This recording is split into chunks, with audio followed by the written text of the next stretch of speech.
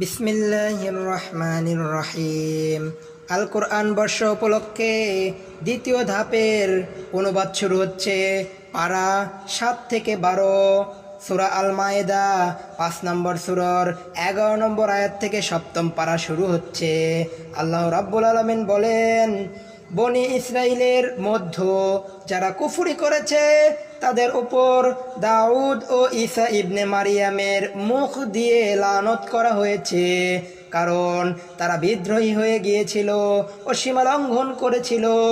তারা একে অপরকে খারাপ কাজ থেকে বারণ করা বাদ দিয়েছিল।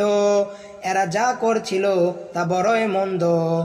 আজ আপনি তাদেরকে অনেককেই দেখছেন যারা মুমিনদের বিরুদ্ধে কাফিরদের সাথে বন্ধুত্ব ও সহযোগিতা করছে।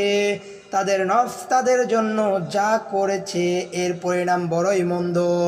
আল্লাহ তাদের ওপর ভীষণ রাগ করেছেন আর তারা চিরস্থায়ী আযাবের ভাগী হবে।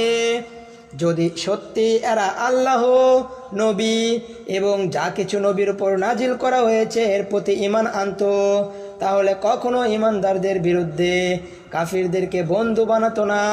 কিন্তু তাদের বেশিরভাগই তো নাফরমান। আপনি ঈমানদারদের প্রতি দুশমনিতে ইহুদি ও মুশরিকদেরকে সবচেয়ে বেশি কঠোর পাবেন, আর ঈমানদারদের জন্য বন্ধুত্বের দিক দিয়ে তাদেরকে বেশি কাছে পাবেন বলে তারা না ছাড়া, কারণ তাদের মধ্যে ইবাদতকারী আলেম ও দুনিয়া থেকে দরবেশ পাওয়া যায় এবং তারা অহংকার করে না। তারা যখন ওই সব কথা শুনে যা রাসূলের উপর নাজিল হয়েছে, তখন আপনি দেখতে পাবেন যে সত্যকে চিনতে পেরেছে বলে তাদের চোখ পানিতে ভিজে যায়। তখন তারা বলে ওঠে, হে আমাদের রব, আমরা ঈমান এনেছি, আমাদের নাম সাক্ষীদাতাদের নামের মধ্যে লিখে নিন। তারা আরো বলে, আমরা কেন আল্লাহর প্রতি ঈমান আনবো না এবং যে সত্য আমাদের সামনে এসেছে তা কেন মানব না, যখন আমরা কামনা করি যে হে আমাদের রব, আমাদেরকে সালেহ লোকদের মধ্যে শামিল করেন। তাদের এই সব কথার কারণে আল্লাহ তাদেরকে এমন বেহেশত দান করবেন যার নিচ দিয়ে ঝর্ণাধারা বহমান রয়েছে এবং তারা সেখানে চিরকাল থাকবে। নেক লোকদের কর্মফল এমনই হয়ে থাকে।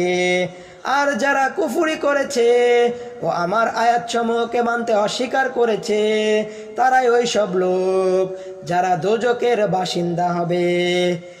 11 নম্বর রুকু শেষ হলো। 7ম পারার দ্বিতীয় রুকু 12 নম্বর রুকু শুরু হচ্ছে।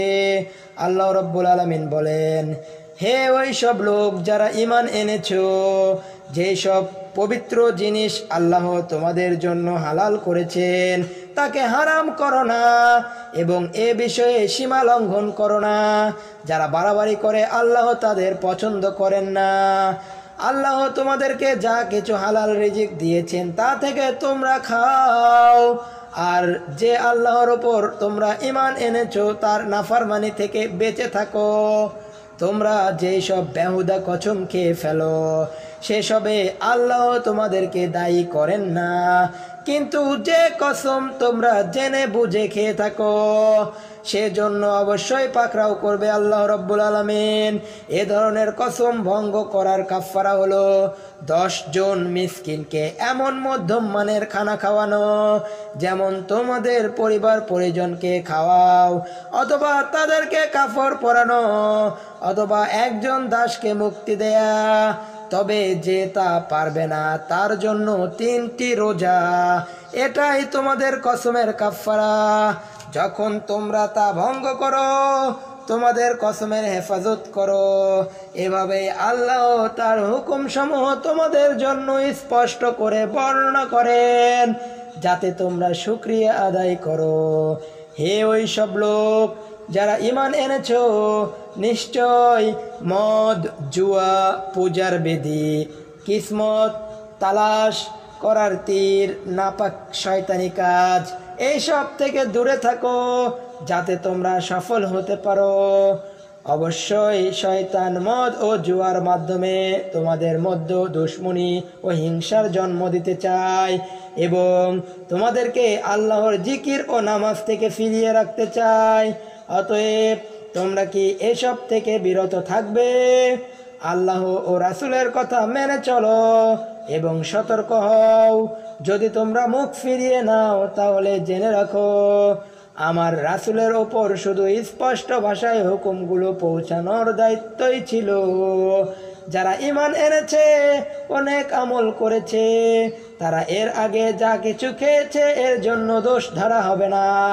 যদি ভবিষ্যতে তারা এই সব থেকে বেঁচে চলে যা হারাম করা হয়েছে, ঈমানের ওপর মজবুত থাকে, অনেক কাজ করতে থাকে, তারপর যা থেকে ফিরে থাকতে বলা হয় তা থেকে বিরত থাকে, আল্লাহ যা হুকুম করেন তা মানতে থাকে এবং ভালোভাবে নেক আমল করে, আল্লাহ সৎ কর্মশীলদের পছন্দ করেন।